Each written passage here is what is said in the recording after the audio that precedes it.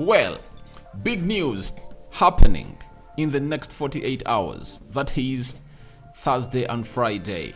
Andre Onana to United expected to happen in the next 48 hours as the transfer is really advancing towards completion very soon. Welcome to United Matters channel. How are you guys and where are you watching us from? I go by the names of Rock and David. Smash the like button, comment and share.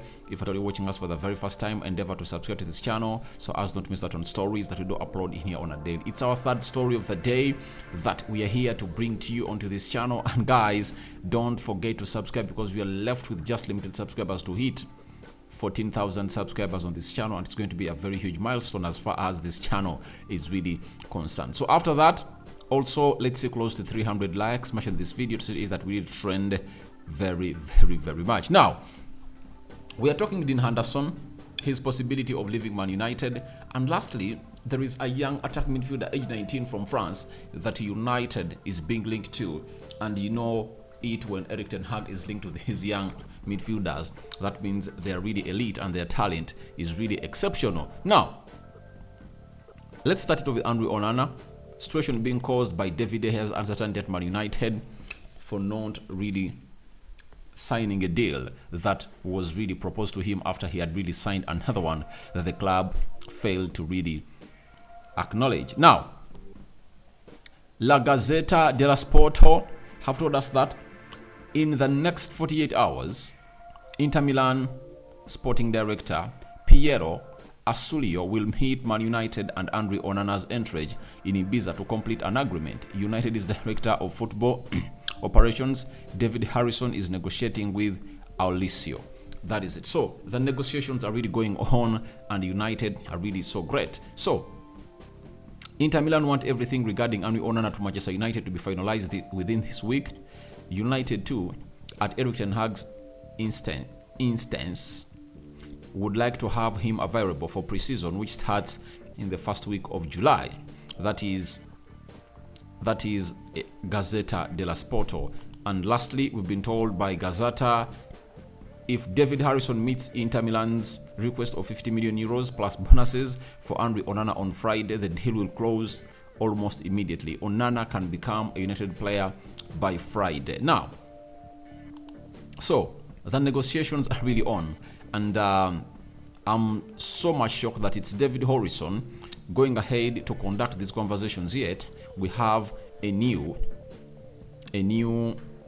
he's called a new director, head of football negotiations, to meet this deal, and it goes by names of Matt Judge. And the new football head of operations at Man United that we signed from Everton is really doing this job, and I don't know how competent he is. And I was so much shocked that the deal of Mason Mount is not overlined,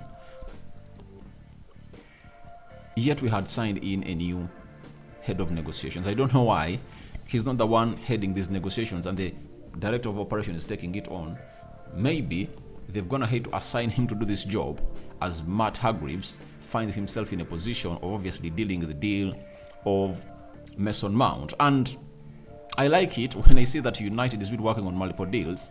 You know, United have gone ahead to accept the invitation or the request of Chelsea to have an eye-to-eye negotiations onto the signing of Mason Mount, because United put in a bid of 55 million pounds, 50 million pounds up front plus 5 million pounds of add-ons.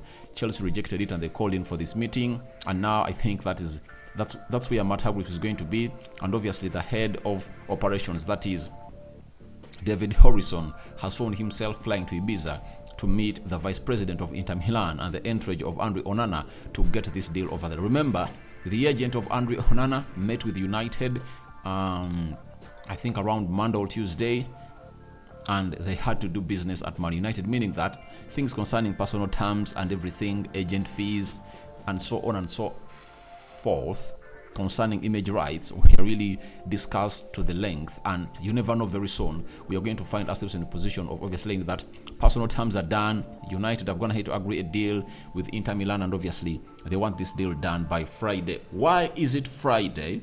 Friday marks the end of the financial year of the entire football world, and they need to hand in their books of accounts. And in case they want them to balance, they need to sell some players, and I really understand what this is all about. So Inter Milan are willing to sell, United are willing to buy.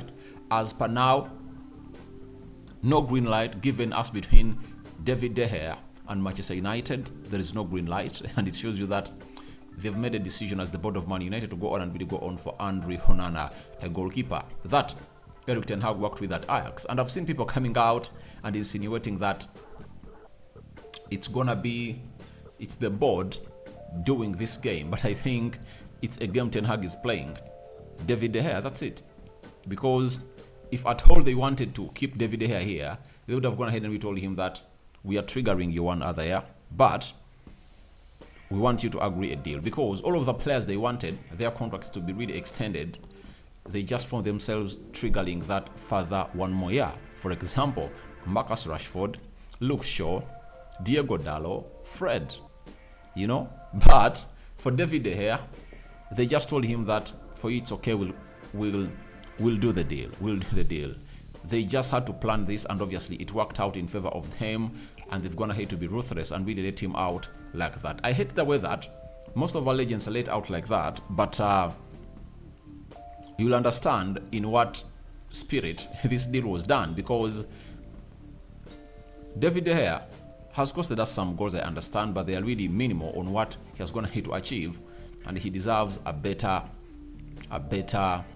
wave off than the one they are going to give him, because Chris Wilder told us that David De Gea went ahead to really say bye-bye to his fellow teammates and told them that I'm going to return to Man United in July. Let's meet in July, because he never took part into the preseason, and obviously he never took the international break, and obviously was going to report to Carrington next week. But it looks like it's going to be a different goalkeeper altogether, known as Onana. But this is what you guys should put into consideration, that even if you sign in Onana, that doesn't complete the puzzle of the goalkeeping department. You'll obviously need another goalkeeper. That is it. So, as it stands, if De Gea goes on a free, that means we need to bring in a backup goalkeeper, as Dean Henderson is one of those that is going to leave, as we're going to see in our next story here in the next 1 or 2 minutes. Tom Heaton wants out. Jack Butland has found himself in a situation of obviously being sold to Rangers because he was on a loan from Crystal Palace. So we don't have enough backup when it comes to the goalkeeping situation, and that is something that we should obviously work upon, because we just needed to rectify it better. But us spending 50 million euros onto the goalkeeper, to me, it has left me in a 50-50 divided opinion. Do you know why? Ten Hag believes that if at all you have a better ball-playing goalkeeper, you'll obviously have a high possession of the game, and that will help you to defend. That is it. It improves on your pressing. That is it, because you know that every time you really give him a reference pass, he'll find out a better way of distributing that ball. On the other hand, I find it disturbing, because I think a goalkeeper would have been the last thing that would have gone ahead to deal with, right? Why? Because we need 2 central midfielders, we need 2 center forwards, and a right-sided center back. So a goalkeeper would have been a 6th signing for Manchester United, but as it stands, a priority has been given to Onana, and they boiled it in a way that they wanted a center forward as their number 1 target. And guess what? We are targeting 2 players whom we might sign in the next 2 or 3 days, yet none of those is a center forward. Mason Mount does not even do the Casemiro role. That's it. He's a number 8. Onana, he's nowhere near being a striker. He's a goalkeeper. And where has this all flown to? Because the priority signing of Erik ten Hag has always been a center forward. Not so. But we haven't landed in any. So who sold lies to us? It's the board that knows. But you, as the viewer of United Matters channel, has been following us ever since we started reporting these transfers. You now know what exactly is all about at the club of Manchester United. Now, let's talk about this other man, Dean Henderson. And Chris Wilder while appearing with the United Sun, has gone ahead and told us that Dean Henderson to Nottingham Forest is pretty much done, that the hair twist has sort of put it on hold. I would still expect Dean Henderson to join Forest for about £15 million plus add-ons. That deal is in place. Now, you see how hard it turns out. During the January transfer window, we thought that maybe United could sell Dean Henderson to Nottingham for like £30 million. But guess what? We are selling him for half. Fred, it was reported that he was going to go in for 30 and it looks like he's going to go in for 15 because Fulham that want his services are not willing to meet 20-25 million pounds that United is calling in for Fred.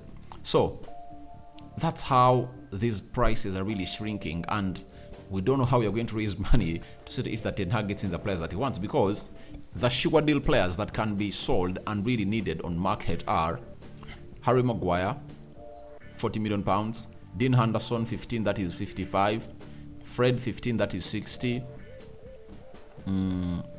Eric Bay like 3,